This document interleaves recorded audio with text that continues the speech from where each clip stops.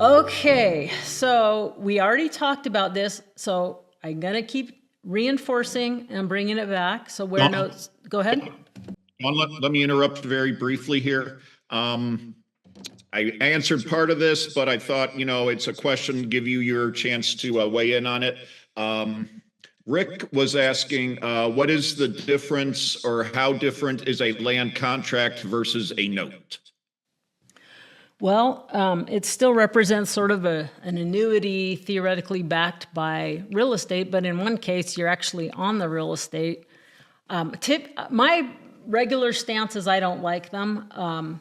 I don't like being on title to things, because I used to think in the early days, wow, that's great because I actually own the property. What could be better? It's like, oh, no, that's a lot of liability.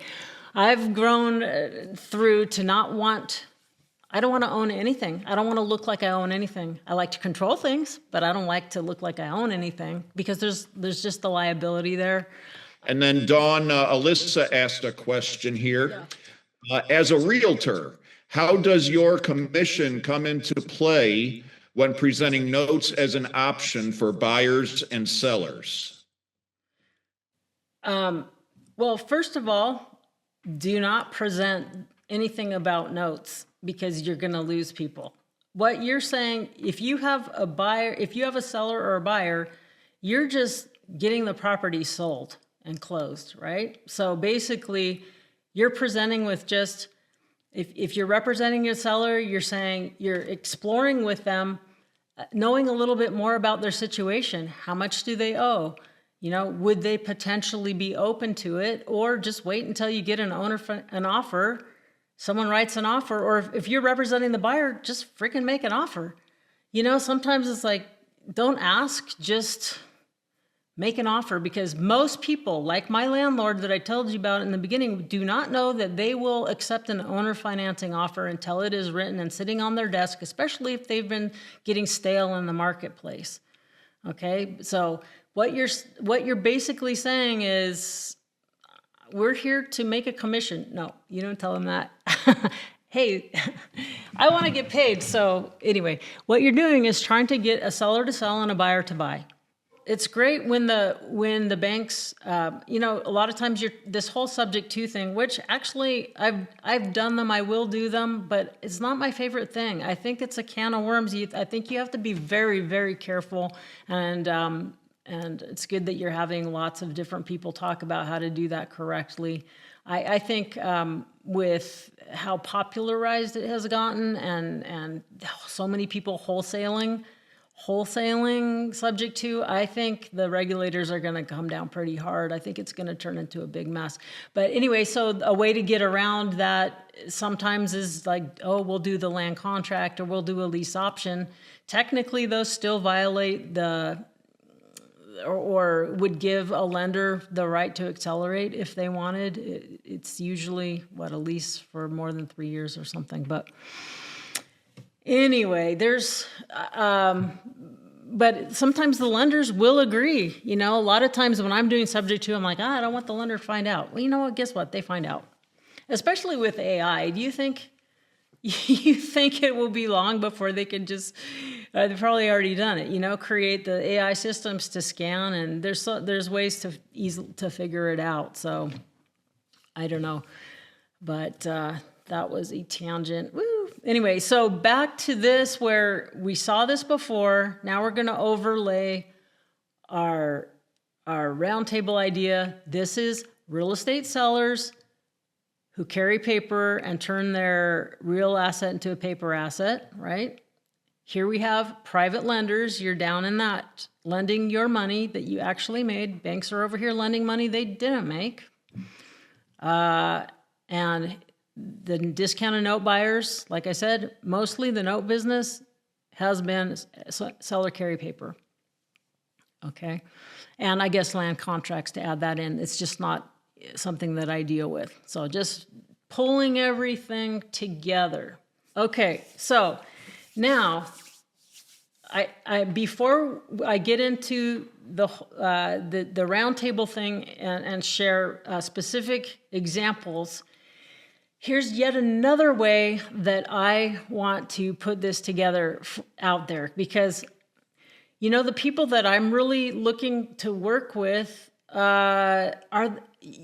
look, the people that are already doing real estate lead generation, it's hard to get someone who hasn't done anything and knows nothing to get up to the point to do something. It's easier to take someone who's already knows how to run a business, already knows how to generate leads, and just move them, tip them over to start implementing a different type of tool, right? To take the energy and the efforts they're already doing and just redirect it sometimes when it's relevant. Okay, so I'm going to be talking about the real estate lead generation people that can be helped to understand how to incorporate seller financing and note investing principles to make more money and close more deals and have more fun. Okay, so, and in general, you see across the bottom, in the markets that we have now and coming, it's the people who know creative real estate that are going to not only survive, but thrive. I think agents need to think like wholesalers and investors.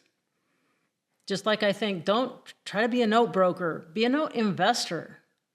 Don't think like a short-term thing. Think long-term, because when you're an investor, it's easy to broker things off. It just comes with the territory. So think like an investor. Agents, think like a wholesaler. Sometimes you can, right? Pick up investments. Wholesalers, maybe you want to think about getting your license. Okay, think about getting a license. The agent-investor blend, I think, is a good way to position yourself, and also start thinking like a long-term investor, and instead of just the quick money. And also, it seems like there's a trend across the nation for states one by one, there's pressure for wanting wholesalers to actually be licensed. So why not just get on top of it? But anyway, so listing agents, here's their normal thing. They're listing the property and they're selling to a retail buyer or an investor, right? These days, a lot of investors are dumping more property than they're buying, right? A private lender who originates in the primary mortgage market, that number one with the degree sign, that's primary. I learned that was our ER things, primary, secondary, right? Anyway, sometimes private lenders lend money to the investors to buy the property. They're not just using banks, right? That's where you could fit in. A listing agent should also figure out if their seller is open to and able to lend their equity, because then there's a whole bunch more pool of potential buyers, and you can get a higher price, sell quickly, you make your commission quickly. There's a lot of benefits to that. And we know that if they will sell with owner financing, it's not a good fit for everyone. And a lot of times when people come to me with consulting things, they come already in their mind, I'm going to do owner financing. And they pay for a consulting session, and we do a deep dive, and I go, you know what? You can do it, but now that I know more about your situation, you should not do it. This is not for you. Okay, so just because you can do something doesn't mean you should. So there's a lot that goes into thinking about these ways to position yourself, and knowing when it's not the right thing. Blah, blah, blah. And then if you do it, just going in with your eyes wide open. Nothing is wrong. You want to take zero down and put zero interest? Fine. Just go in with your eyes wide open of what that's going to mean. So they know that they're selling the house, and they know they're going to be getting payments, but they don't put it in terms of, oh, I'm going to be holding a note. They're trading their house for a note, a real asset for a paper asset. Okay, so most of them, if they think of it that far, they just know that they're going to be getting the monthly payments. They don't think, oh, I'm in the note business, I'm a note investor. They don't think like that. But it's a real estate annuity to them. It represents a stream of income that they can hopefully count on. And notes are mainly for holding. That's the value of them, unless that's what most people would think to do, unless something else happens, like they need cash for some reason. They get that postcard in the mail and they go, Oh, and they find out someone will give them 90 cents on the dollar and like, okay, why not sell? Okay, fine. You know, I'll stick my money in blah, blah, blah. If they can make, if their face rate on the note's 5% and they have, it makes sense to take a discount to invest in something that will appreciate a lot more, maybe has a 10, 12% return, right? Because it can make sense to sell a note at a discount. So if they sell the whole note, of course, we know they're going to take a bigger discount because the future payments aren't going to be worth very much in terms of today's dollars. They can sell a partial. Now that's even more, right? It's a big thing just for someone to know that they're holding a note and for their agent to say, hello, note seller, did you know you're holding a note? And did you know there's a secondary market for, did you know you can sell that? You know someone might give you money for that? And gosh, do you know if you set it up right before you ink it, we could make it worth more? You know, like, oh, heaven forbid that conversation. But then go to a partial and they're like, what? What's a partial? Right? But if you reverse engineer it, like if people like you and I on this call are in to consult before that note is created and we know what the financial objectives are of the parties, we can set things up to maximize it. So to be little or no discount. Now, to be fair, there's a little sleight of hand in that. There's always going to be some little discount, but you know, in the beginning, it's just not, most of it's interest. So you can package things up in a very palatable way because basically they can get 50 grand in their pocket right now and only give up $5,000 in the principal balance of the note. You know, it's easy to sell it can be easy to reverse engineer a way to sell the solution to the parties. And this is where on the secondary market, people like you could come in and buy the whole note or buy a partial. Now, I believe we're going to selling agents.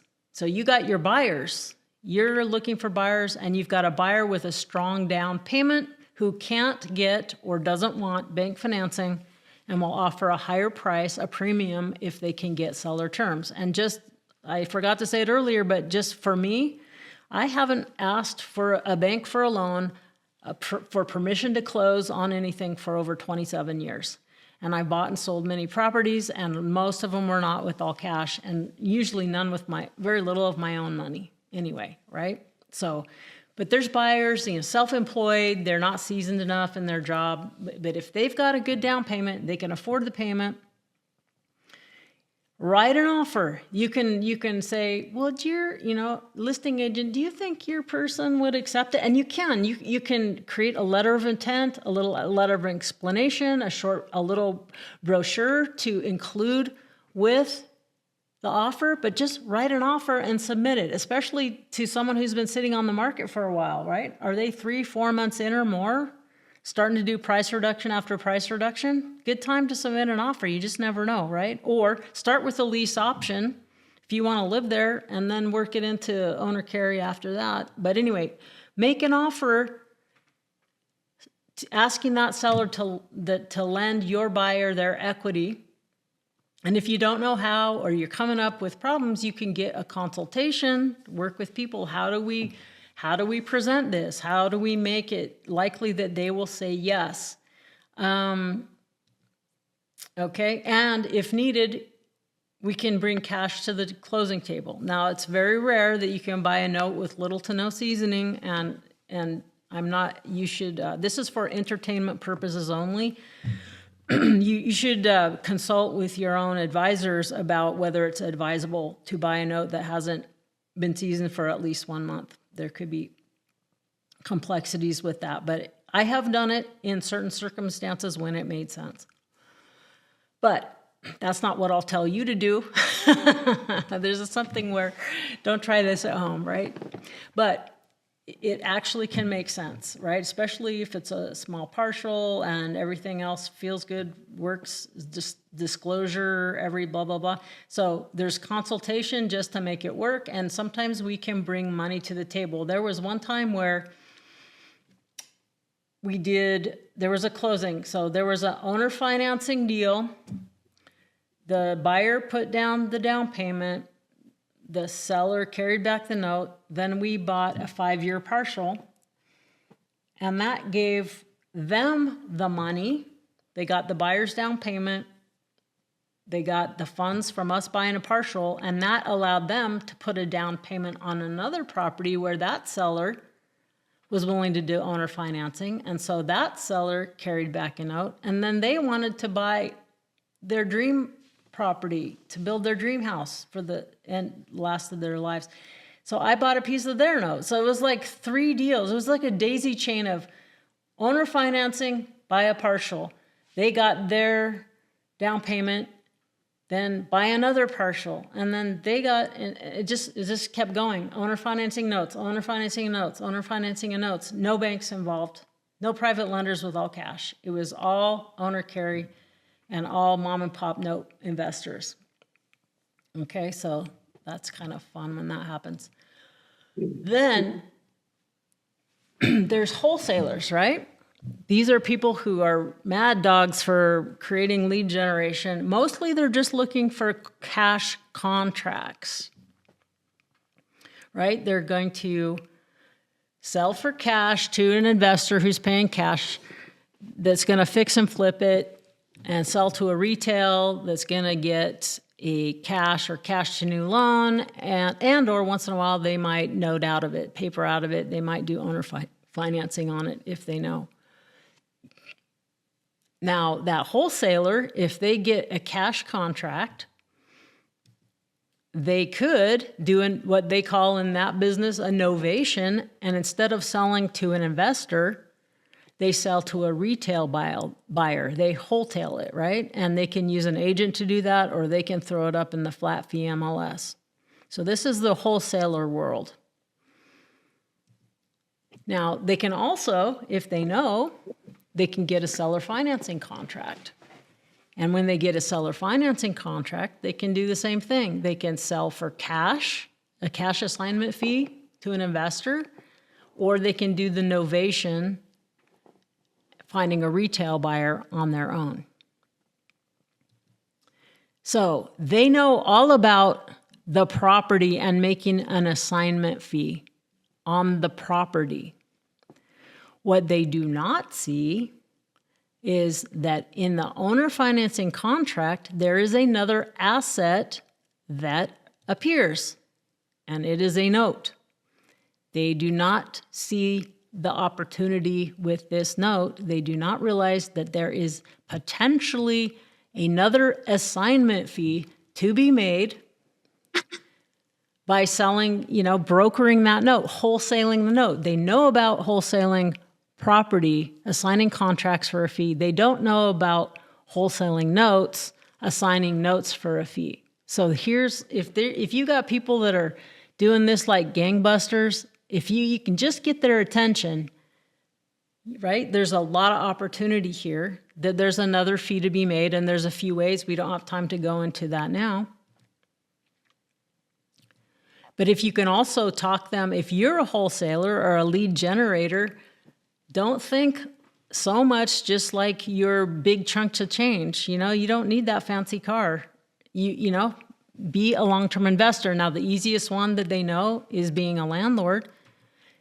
They don't know about carrying paper and being a note investor. So if they get a cash contract, yes, they can, just like you learned last month with Jay, they can buy it for cash and they can paper out of it, right? They can create a note, and then Jay buys front-end partial to get them liquid, their seed capital back out, and then they've created a retirement pension for themselves. But I love seller financing better because I don't have to come up with all cash, okay? And then you can wrap that note, like you can sell it. And you can also, if you know what you're doing, have an option to buy your own note at a discount. So you have 2 notes. If you will get a seller financing contract, you can have 2 note opportunities. One for selling on owner financing, and one taking an option, a first right of refusal to buy your own note at a discount. In this way, and I'm going to show exactly a way that I did this in a minute, you can 10 times the wholesale fee over time. So why just take a wholesale fee when you can get a fee up front, you can wholesale fee like a wholesaler, monthly income like a lender, and you can fund your private pension for when you're tired of the hamster wheel, because, these young guys, I promise they're going to get older. They will get older and get tired of it.